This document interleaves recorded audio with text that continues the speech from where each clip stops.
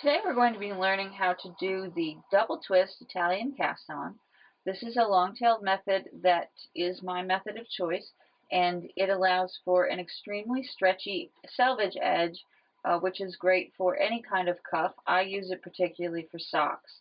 So what we're going to be doing is we're going to take our tail and we're going to keep it away from us, and we're going to take our working yarn and hold that toward us, and just drape the yarn over your index finger and your thumb, and then bring it together in your palm, which makes sort of a V. And you're going to use your ring finger and your little finger to just sort of cradle that, not hold it down tightly, just sort of create it, make a little tunnel for it to come through.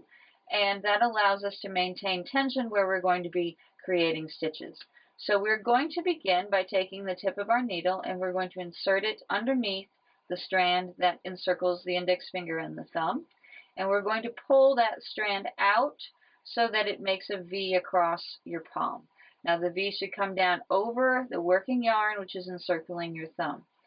We're going to be using the working yarn to create our stitch, but the tail itself is going to also be used because we are twisting the yarn in the process of making our stitches, which creates a very tight but elastic selvage. So to begin, we have our V. We're going to take the tip of our needle. We're going to go over the top of the working yarn that encircles the thumb underneath, pull it up, bring it across all of the strands.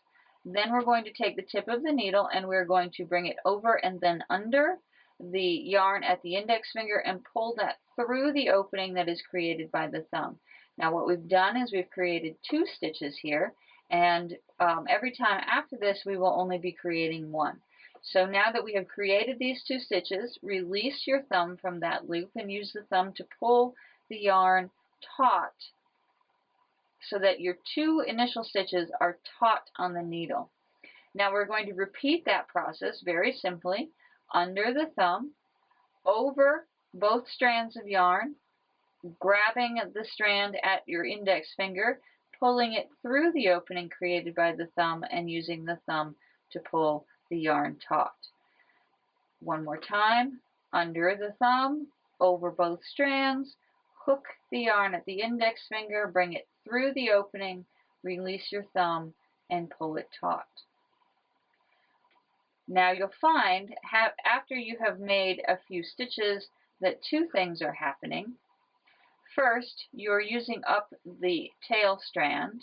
That tail strand is your stitch, and you're also using the working yarn. It's creating this nice selvage edge. But also that you're getting this very tightly braided selvage edge, which is excellent because when you create a cuff, what you want is a nice tight edge that won't be floppy at rest, but something that's going to be very elastic so that you can get your hand or your foot through it. And this particular method creates that for you. The first row of stitches that you work, however, will be rather tight, probably a little tighter than what your normal knitting tension is, but that's simply because we've created such a tight cast on to create this tightly braided edge. So everything after that first row should be your normal knitting tension. And so you simply continue that until either you have worked all of your stitches or you have run out of yarn. The important thing is to remember that if you drop your yarn for whatever reason, you have to put it down to answer the phone or whatever, simply pick it back up again by putting the tail over the index finger, the working yarn over the thumb, and then holding them in the palm of your hand. And you come back to that V and you can just begin again.